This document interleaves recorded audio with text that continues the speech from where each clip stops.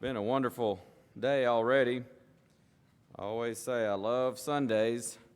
I have the opportunity to be with the brethren here, and today is no exception. We are, I kind of double-checked myself on this. This is the fourth Sunday of the month, which is the book of the month. I thought, well, it just seems like a couple of weeks ago that we were doing the book of the month, and that's because it was. The book of Nahum got bumped forward a week because of between the meeting and other things going on. So I thought about backing this up until next week, but I thought this actually kind of works out well because Nahum dealing with the fall of Nineveh and the Assyrians ties in very well with Habakkuk dealing with the Babylonians coming to take over, conquer Judah. And so they meshed together. Somebody told me.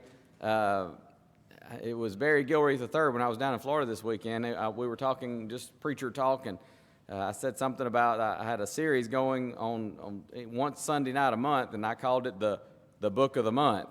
And I was telling him about this past month that technically September's Book of the Month was Nahum, and he said, "Oh, Nahum, the sermon Jonah wanted to preach." And I said, "Why couldn't you have told me that just a few weeks prior? Because that makes a great title for the Book of Nahum. It really is. That's the sermon Jonah wanted to preach." You know, Jonah went and preached, "Yet 40 days and Nineveh shall be overthrown, Nineveh shall be destroyed." They repented, and Jonah was upset. He wanted to see them destroyed. But when you get down to the time of Nahum, it's 100 years or so later, then there's no more warning. They've become so wicked, they're going to fall. So that's an interesting title for Nahum, the sermon Jonah wanted to preach. Somebody else asked me about the fall of Nineveh. I had noticed that it wasn't in my slides and it wasn't in my notes, and I thought to myself during that sermon, I've got to be sure to mention that. But then I forgot. Nineveh did fall. Assyria fell. Nineveh kind of representing Assyria at the hands of the combined forces of the Babylonians and the Medes. We'll talk a little bit more about that in just a moment. But we're looking this month at the book of Habakkuk. Some people call Habakkuk the questioning prophet. He has some questions for God. I think we've talked about the general picture of Habakkuk before, but we'll notice this in just a moment in our outline. As we've done with each of the prophets, I'll bring these up quickly and just remind us that the emphasis of the prophets, they're pointing out God's majesty. He is King of kings. He is sovereign. They point out His holiness. And you're going to see that especially in Habakkuk 1:13, "Thou art of purer eyes than to behold evil." They point out God's righteousness. All that He does is true and right. And they point out His justice. God is a just God. Thinking in terms of Habakkuk itself, the book, here is an outline of Habakkuk. A lot of these outlines we've tried to keep pretty simple just to get the big picture of the book. Now, it's only 3 chapters in a relatively short book, but still we want to back up and get that wide-angle view of the book itself. The prophet's problem is the first section. And this really goes chapter 1, verse 1 to chapter 2, verse 3, or through chapter 2, verse 3. Then you have the Lord's promise, which is chapter 2, verses 4 through 20. And you have the prophet's prayer, which is the entirety of chapter 3, and that's the remainder of the book. That's the simplest outline that we could probably give for this book of the Bible. You have the prophet's problem. Why is Judah, being so wicked as they have become, not being punished? And God answers, they're going to be punished. The Babylonians are coming. And so Habakkuk then has another problem number 2. I maybe should have called that the prophet's problems, because problem number 2 is he says the Babylonians, they're more wicked than Judah. And God says, point number 2, the Lord's promise, the Lord promises Babylon will be judged. They will stand in judgment for their sins. But in that particular setting, they're going to be God's instrument by which He would bring judgment upon Judah and punish His children. And then the prophet's prayer, as he learns to trust in God, concludes the book. I think a modern-day example for us would be, could you imagine if we were living in a situation, we know this doesn't happen today, but if we were living in a situation where we were speaking directly to God and getting an answer directly from God, and maybe you say, "Lord, look at America. Look at how wicked America's become. How can you just stand by and do nothing?"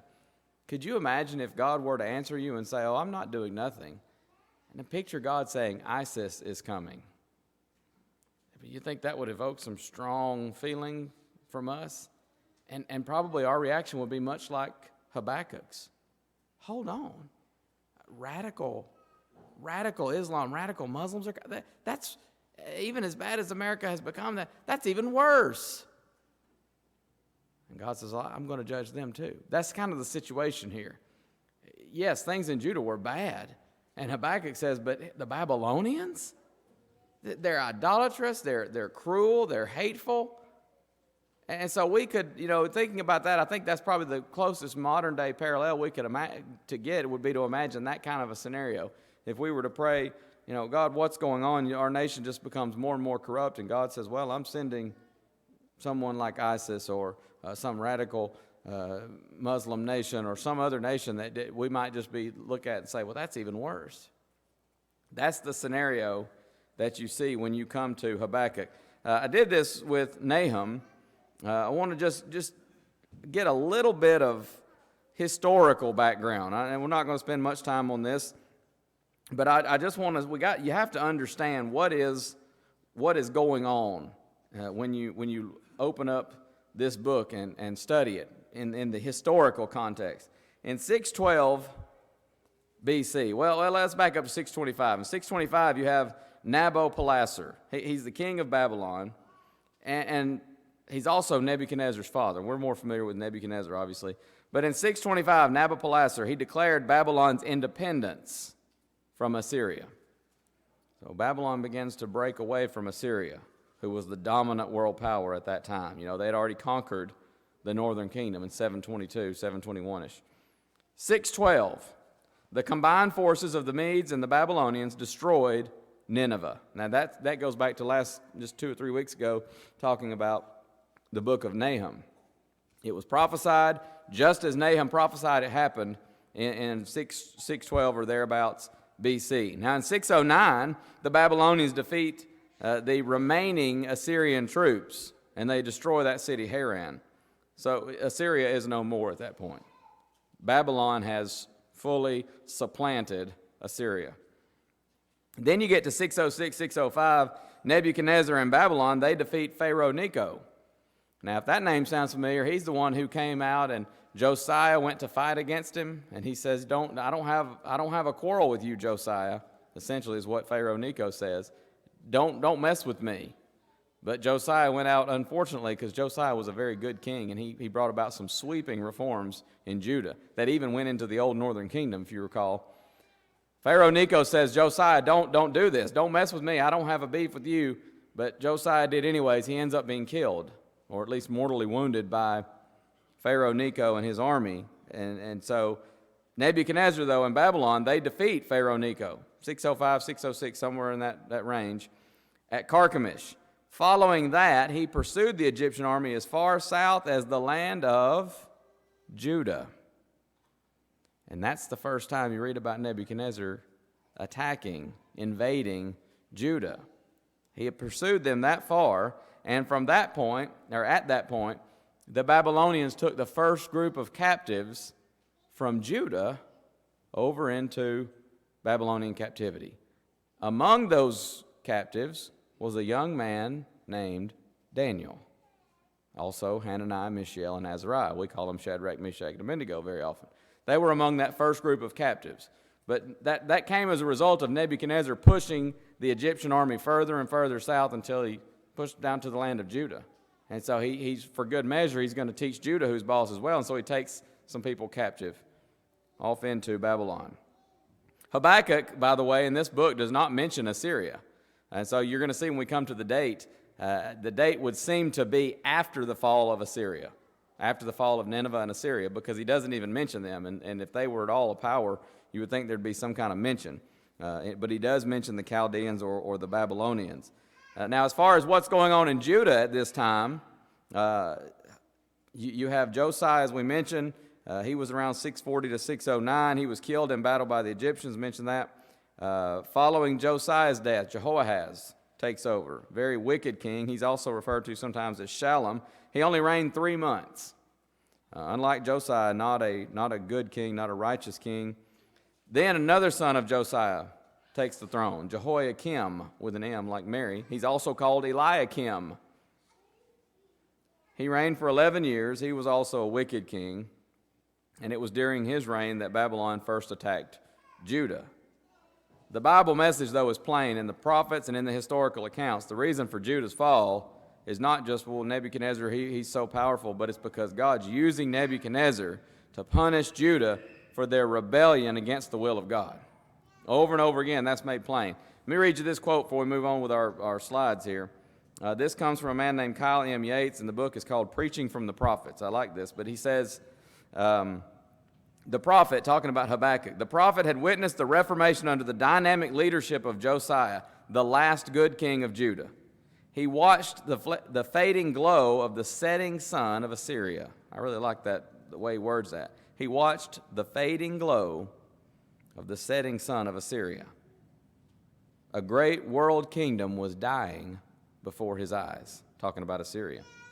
Egypt and Babylon were fighting to take the place of the departed Lord, talking about Assyria. They're gone. Now Egypt and Babylon are fighting over who's going to be the new big man on campus, as we might put it. In a vain attempt to frustrate the plans of Necho of Egypt, Josiah was killed at Megiddo. We mentioned that just a moment ago. The issue was finally decided in 605 BC when Nebuchadnezzar of Babylon drove the Egyptians back in defeat and took over the civilized world as his kingdom. As Habakkuk saw such mighty upheavals and realized the tragic consequences of the struggles that were going on around him, he was greatly perplexed. This is the setting for the book. You have a prophet who looks around. He sees, as Yates puts it, the fading glow of a setting sun of Assyria. He sees Babylon and Egypt over here quarreling for power. Who's going to be the new boss? And guess who's caught in the middle of all those quarrels? Judah. And on top of it all, he knows his nation. They're not a righteous nation. They're being kind of pushed around sometimes just ignored. But at best case scenario, they're being ignored. Worst case scenario, they're being pushed around and persecuted, and eventually going to have people carried off into captivity, and eventually going to fall completely.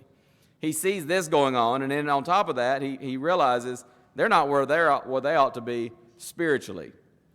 And so he wants to know, God, what's going on?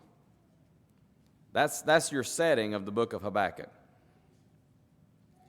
The author, of course, surprisingly, is Habakkuk. We know who the author is. The name means to embrace or just embrace. Some people translate it embracer.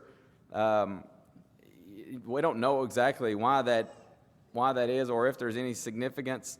It almost seems like, you sort of picture Jehovah embracing Habakkuk, figuratively speaking here, and saying, just trust me. Just trust in me. But that's the author, Habakkuk, and the name means embrace. We don't know anything of the personal life, any kind of record of his personal life, other than here's a man who's a prophet of God. That's what we know about him. He perhaps was contemporary with Jeremiah, Zephaniah, and maybe even Ezekiel, and only slightly later than the prophet Nahum. We mentioned that earlier about him prophesying the fall of Assyria. Seems that Habakkuk would have been just slightly after Nahum. He may very well have been a temple musician. If you want to turn over to the book itself, we'll notice this in chapter 3, verse 19. Really, several sections of chapter 3. We'll comment on this a little bit more in just a moment, but look at chapter 3, verse 1, a prayer of Habakkuk the prophet upon Shigionoth, if I'm pronouncing that correctly. But so he says this is a prayer, but that's a musical term, and again, we'll talk just a little bit more about that in a moment. But then he goes on, and it's written as a psalm. And verse 13, you see at the end of the verse, Selah. We sometimes pronounce that when we're reading, but really that's not meant to be pronounced. That's kind of like a rest. If you're reading music and there's a rest there, it's a break for the instruments, and so the singers can continue on. And of course, in the Old Testament, they were commanded and authorized to use instrumental music. So there's that pause there for the instruments. Then you come down to verse 19. The Lord God is my strength. He will make my feet like hinds' feet, and he will make me to walk upon mine high places. And then there's this note there at the end, to the chief singer on my stringed instruments. So it seems that, it may, or I don't know if I'd say it seems, but it's very possible that Habakkuk was some kind of a temple musician. If that's the case, that means he was a Levite. But again, we just don't know a whole lot about this fella, other than that he's a prophet of God. He wants to know, of course, why the righteous suffer. It's interesting. Job had the same question, did he not? Why are the righteous suffering? You got God. Now Job never claimed any kind of sinless perfection, but he wanted to know, why am I suffering so? It's also interesting that, a little bit later in time, not necessarily later in the Bible, but chronologically speaking, later on, Gideon, he's going to ask the same question. The angel of the Lord appears to him. The Lord is with thee, thou mighty man of valor. And Gideon says, I'm paraphrasing, but Gideon says, oh, really? It sure doesn't look like the Lord is with us, because we're being oppressed, mightily oppressed. If God's with us, why is all this evil befalling us? Gideon had that question. If you'll turn over to the book of Revelation, chapter 6, and look at verse 9 beginning, verses 9 and 10. When he had opened the fifth seal, I saw under the altar the souls of them that were slain for the word of God and for the testimony which they held. And they cried with a loud voice, saying, How long, O Lord, holy and true, dost thou not judge and avenge our blood on them that dwell on the earth? I didn't have it on the slide here, but Jeremiah also had this question. Jeremiah the prophet, Jeremiah 12, verse 1, Wherefore doth the way of the wicked prosper? A lot of people have this question. You know what? People still ask that question today, don't they?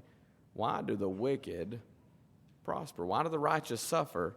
And it seems like so often the wicked are just, everything's going great. That's the age-old question.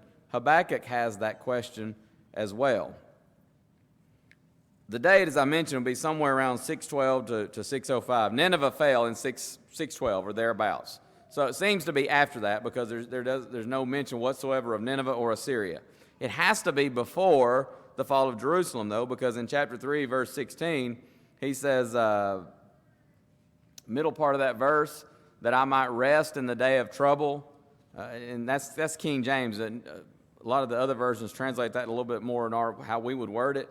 He says, I will wait patiently or wait quietly for the day of trouble. That's looking toward the invasion of the Babylonians. It was yet future. So it had to be before 605, 606, somewhere in that range. But after the fall of Nineveh. So we say 612 to 605 seems to be somewhere in that range. I think there probably could be made a case. It seems like it's pretty near at hand when you read this book. I would say it's probably closer to 605 or 606, the writing of it. That's just my speculation, but it does seem that way. The message of the book. The message of the book, I believe, is in chapter 2, verse 20. It could be chapter 2, verse 4. Some people say that's got to be the key verse, but I just have a hard time getting past chapter 2, verse 20. It's right situated pretty much in the middle of the book, and it seems to be the key message of the book. The Lord is in his holy temple. Let all the earth keep silence before him. What that means is trust in God. He knows what he's doing. He is, and he always will be, on his throne. Where was God when, fill in the blank? He was sitting on his throne. And we could fill in the blank with so many scenarios. We could also say, where was God when his own son died? An undeserved death, if ever there were one. If ever there was an undeserved death, that was it. A sinless human being. God was on the throne. He is, and he always will be, on his throne. Trust in him. He knows what he's doing. It may not be on our timetable. In fact, quite often it's not. But he's in charge. He is sovereign, and He's going to do what's right. And sometimes I don't pretend that's easy. I understand it's different to stand here and say it and go through life situations. But there are times when we simply have to say, the Lord is in His holy temple. Let all the earth keep silence before Him. It's like Habakkuk is, I don't know if I would use the word arguing with God, because you don't see any kind of a rebuke here as far as, in fact, I think you even see a stronger rebuke of Job in the book of Job than you do here with Habakkuk. So I don't know if I'd say arguing, but he keeps asking God these questions, and it seems as if at some point, it's kind of like with our children. Sometimes a child may say, well, why do I have to take out the trash? Well, because if somebody doesn't take out the trash, it's just going to pile up, and it's going to smell, and it's going to get nasty, and somebody's got to do it, and we're all part of this family, so we're all going to pitch in and do our part and do different chores. And okay, but still, I don't really want to do that because I need to be doing this. Well, you need to prioritize, and priorities are important. And when mom and dad tell you to do something, guess what? That's priority. Well, I know, but I've done this 3 times this week, and he's only done it once. Listen to me. And at some point, we say what? You need to hush. Stop. And you're going to do what you're told, or there's going to be trouble. We understand that. And it seems that's kind of what in Habakkuk 2:20, what God says. No more of this. We're not going to do this anymore. Trust me. And if that's true, if that's true of our human parents, us as humans, sometimes we tell our children that, and we're fallible human beings. How much more so does that apply to almighty, infallible God? And sometimes God says, just trust me. As sometimes the young folks say, he tells us, I got this. The Lord is in His holy temple. Let all the earth keep silence before Him. I'd be hard-pressed to tell you there's another more important message in this book than that. When times are bad, it may be personal distress, it may be national distress, it may be something else, congregational distress. Trust in God. He's got this. He's on the throne, and He knows what He's doing. We cannot see the big picture. And sometimes we get so bogged down in the moment. And God says, I know what I'm doing. And with the Babylonians, He knew what He was doing. They were going to come. They were going to punish Judah. But guess what? They're going to answer for their sins.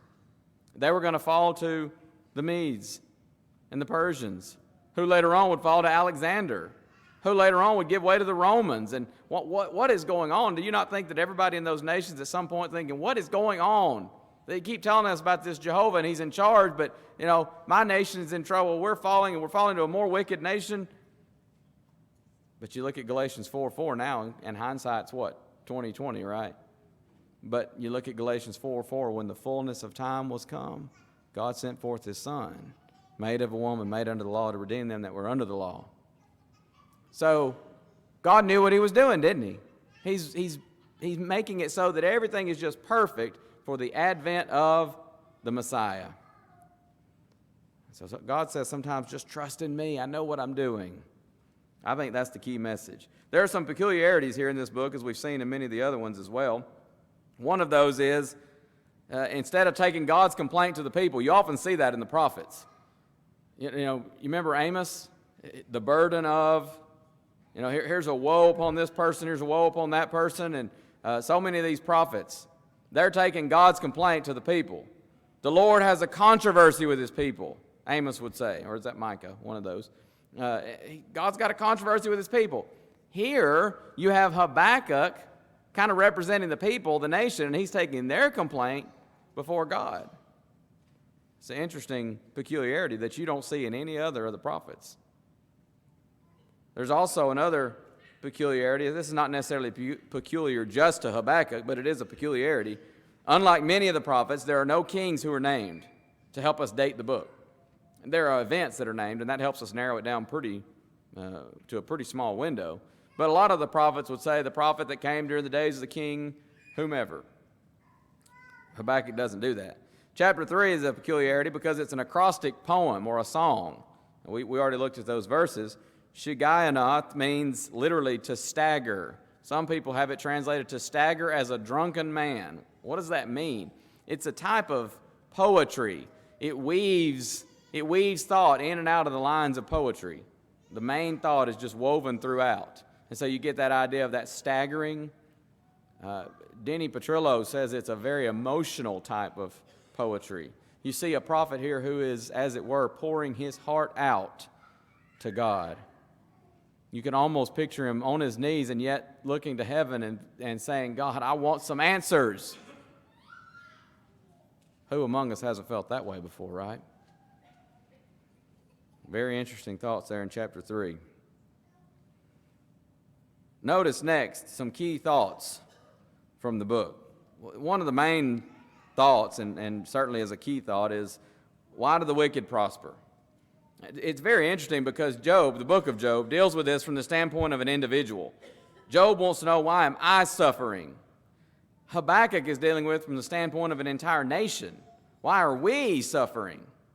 On one hand, he's asking, why aren't we suffering?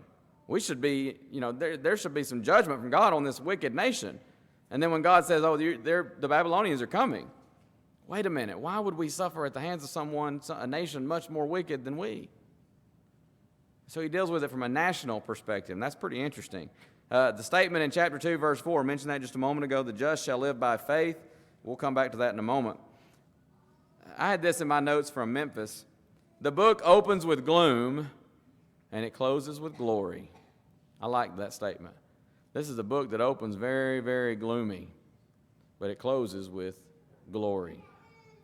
Those are a few of the key thoughts. Going right along with that, how can God see all the evil in Judah and not do something? Maybe I probably should have put this one first, but I had a little bit more to say about it. It seems that this is an ongoing question that he has. Look at chapter 1, verse 2, what the prophet says. O Lord, how long shall I cry, and thou wilt not hear? It sounds like, just reading that, it sounds like he has a question for God that has gone on for some time. Are you going to answer, Lord? And again, remember those saints in Revelation 6, 8, and 9. It seems to be that's their cry. How long, Lord? You need to take action. Avenge our martyrdom. They want God to do something. You ever felt that way? Sometimes on a personal level, but I'm thinking even especially in the context of Habakkuk, have you ever felt that way on a national level? I don't know if I've ever felt that way as much as I have in the last few years. Sometimes I just think, how long can God even tolerate some of what goes on in this country and what the leaders just continually push and say, this is what we're going to do, and ignore all God's unchangeable, immovable moral standards? I mean, you study your Old Testament. There are two things that will bring swift and sure judgment upon a nation when you look at your Old Testament. One of them is homosexuality, and the other is taking innocent life, and particularly children. You know what God says at least 2 times in the book of Jeremiah about people that burn their children in the fire to Molech? He said, it never even entered into my mind. And they do that all the time, murdering children. You want to ensure God's judgment upon a nation?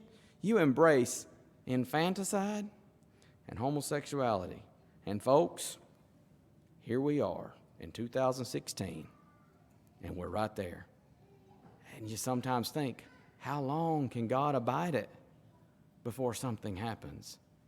And then sometimes you read the book like Habakkuk and you shudder and you think it could be something, it could be a nation much worse that is an instrument of God to bring judgment.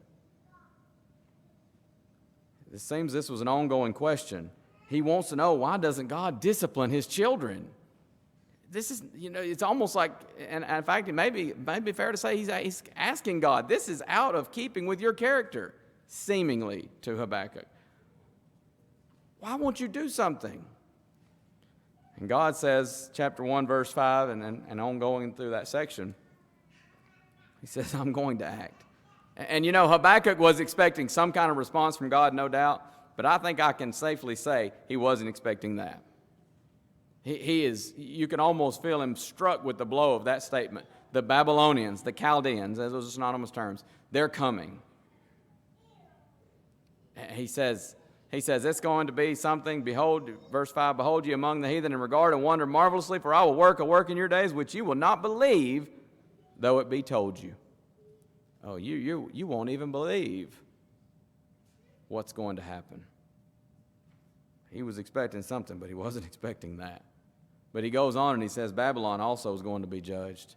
5 woes are pronounced upon Babylon. You think about this, even in relation to our own country and sometimes even to us as individuals.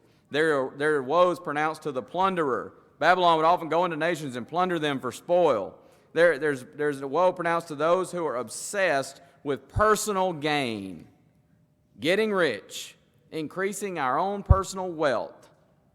There's a woe pronounced to the oppressor, those who would just bully and oppress others.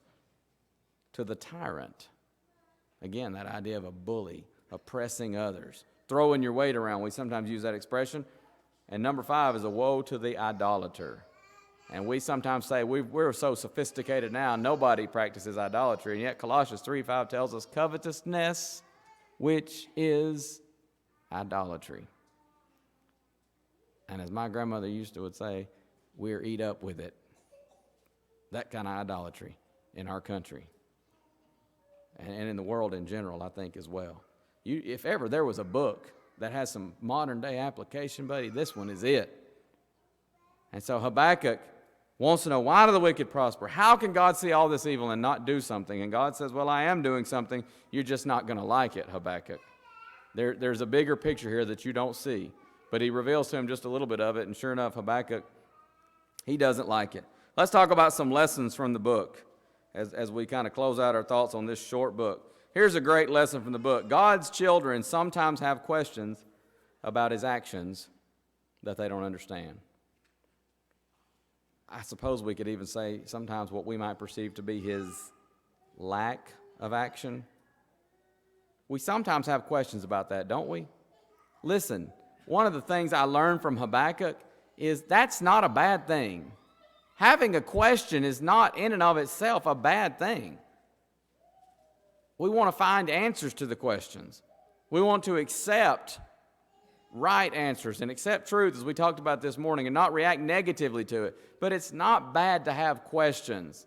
Now, we can become very presumptuous and prideful and arrogant in our questioning. I think the book of Job is an example of, at least he came very close. He was walking a tightrope there toward the end of the book. And God had, there's some pretty strong language toward Job there at the end. But it's not wrong in and of itself to ask, why is this happening? Why are we suffering? Why isn't God doing something? It's not wrong in and of itself to have those thoughts. We need to process it to the proper end. So God's children sometimes are going to have questions about his actions. That's I keep wanting to say Hosea. I knew I'd say it before the day was over. Habakkuk's question. Why do the wicked seem to have the upper hand all the time? You ever sit around in our own country and wonder that? Why does it seem that only the worst of the worst can get into power, at least on the national level? I mean, it's many times just scoundrels, immoral, ungodly people. And you just sometimes wonder, it seems like, I remember the day we were at Camp in Agahey when the Supreme Court decision came out about homosexual marriage. I was just, it kind of just, even being at camp, it just kind of put a damper on my day because I felt like it was a turning point for our nation. And it was just such a sad day to go against what is so plainly taught in Scripture. And I just felt like, once again, those who want to just go directly opposed to the Bible have won a victory. And it's easy to get discouraged. But it's not wrong to have the questions. Again, we've got to process it to the proper end. As we think about God and his actions, or what we may perceive to be a lack of action, we need to remember some things. There's no unrighteousness in him, Psalms 92:15. No unrighteousness in God. What he does is right. And we may not see the big picture, so keep that in mind. We sometimes attribute things to God, by the way, that aren't God. Don't you love how your insurance companies, they put this clause in there and they say, we're not going to pay if it's an act of God, as if God's throwing tornadoes around at people and hurricanes and earthquakes. Those things came as a result of sin entering the world. And I would submit to you probably particularly because of conditions resulting after the flood. But everybody just said, well, that's an act of God. Why did God do that? But that's not God. Also bear in mind, Psalm 33:4, all his works are done in truth. All his works are done in truth. Bear in mind as well, he doesn't need counsel or advice. What God does not need from us is our counsel or advice. He is all wise. He knows everything. How could I counsel him or advise him? Romans 11:33 and 34 says, how unsearchable are his judgments and his ways past finding out. For who hath known the mind of the Lord, or who hath been his counselor? Has God ever called on you and said, hey, you got a minute? I need your input on this problem I'm having. Could you and I step aside for a moment? I need to seek some wise counsel. It's not going to happen because he is all wise. In fact, 1 Corinthians 1:31 says Jesus has made unto us the wisdom of God. He is the very embodiment of wisdom. It's not that God doesn't care about us, but it'd be like me going to Noah's close enough to a toddler. I don't go to Noah if I'm having a serious issue that I need some advice on and say, Noah, can Daddy talk to you a moment? I need your help on how to approach this matter. We know better than that. And so it is with God and his children. It's not that he doesn't care. It's not that he's unconcerned, but he is all wise. And so he doesn't need our counsel or advice. And we need to bear that in mind in these situations. Another great, great lesson in this book is that God sometimes uses wicked people or nations to punish his children. This happens sometimes. Daniel 4:17, Nebuchadnezzar is told, the Most High ruleth in the kingdoms of men and giveth it to whomsoever he will. Sometimes God uses wicked people. It's not any kind of guarantee for them of their salvation. He's using them to accomplish his purposes. It's the old analogy of the potter and the clay. God referred to Nebuchadnezzar, in fact, as my servant, God calls him. Jeremiah 25:9, Jeremiah 27 verse 6. It's not because he was a faithful child of God. He was anything but. Now, again, I've told you before, I think in Daniel you see the man Nebuchadnezzar, I think he changes. I believe it seemed to indicate that he repents and comes to believe there is but one God. But for a long time there, Nebuchadnezzar served one person and one person only, and that was Nebuchadnezzar. In fact, even his victories he attributed to his gods, plural, his idols. But he calls him my servant because Nebuchadnezzar was the instrument God used to punish Judah. Later on, he's going to refer to Cyrus and call Cyrus my shepherd, Isaiah 44:28. He's going to call him my anointed, or his anointed, referring to God, Isaiah 45, verse 1. God uses humans individually. He uses nations to bring about his will because he's sovereign. The Babylonians were responsible, however, for their own character, and they were going to have to stand before God in judgment. And God says to Habakkuk, before you just come unglued, Habakkuk, understand everybody stands in judgment. Hebrews 9:27 tells us that today. It's appointed unto men once to die, and after this, the judgment. God may use me for some specific purpose or task, but I still will stand in judgment before him and give an account for, did I obey his teaching? And so it is with nations. Furthermore, another lesson here, Habakkuk 2, verse 4, the just shall live by faith. This verse is quoted 3 times in the New Testament, Romans 1:17, Galatians 3:11, and Hebrews 10:38. May we always put our trust in God and live by faith. I think that is certainly a key verse. I still maintain 2:20 is the key message of the book. But living by faith, putting our faith and trust in God is definitely a key thought, a key lesson here. 2 more lessons here. Make it plain. Make it plain. Habakkuk chapter 2, verse 2. He tells the prophet, the Lord answered me and said, write the vision and make it plain upon tables that he may run that readeth it. There's a need for simplicity. Rob Whitaker just talked about this. That was the theme of our meeting, simplicity. Paul was worried they would become corrupted from the simplicity that is in Christ, 2 Corinthians 11:3. God says, make it plain. Make it so plain, he says, in fact, that someone could read it while they run. You running by. You ever try to read something while you're running? Sometimes I'll be out running and somebody will send me a text and I'm bouncing and I'm trying to read, and that's very difficult to do. But if you got something big enough text, you can read it while you're on the run. That's making it plain, isn't it? That's what God tells the prophet to do. And finally, a lesson from this book, a great, great lesson that we need to notice and remember, and that is the answer for troubled times. The answer for troubled people, for troubled nations. I think this, especially as we approach an election, I think this is, tonight particularly at least for us, may be the most important lesson from this book. The answer for troubled times. It's not fitness. It's not electronic gadgets. Sometimes we act as if the newest electronic gadget is going to solve our problems, or if I could just get in good enough shape. And we forget that now the Bible does clearly teach bodily exercise profits a little. But we sometimes feel like if we get in a good enough shape, maybe I could just stave off death. Guess what? Not happening. It's coming. If the Lord tarries, we're all going to die. We're all terminal in that sense. That's not the answer for troubled times. You know what else is not the answer for troubled times? Money. Sometimes people act like if we had enough money as a country, we could stave off any kind of problems. Or if we just had enough military strength. And so politicians will get together and they'll debate the difference of should we have more, we got to pay down the debt. And I'm not commenting on the goodness or not of any of these things. I'm just saying they're not the answer for troubled times. You could pay off the debt and an ungodly nation eventually still will fall. You could have a surplus, and ungodly people are going to stand in judgment. God's not going to look at you on the day of judgment and say, "Woo, man, you had so much money. I mean, you were a wicked, ungodly person, but look at all the money you had in your account." He's not going to say this nation was so corrupt, but boy, didn't they have a lot of military strength. You got to respect that. No, that's not the answer for troubled times. It's not politics. It's not issues. Those aren't answers for troubled times. Guess what? It's not Trump, and it's not Hillary. Those aren't the answers for troubled times. What is the answer in troubled times?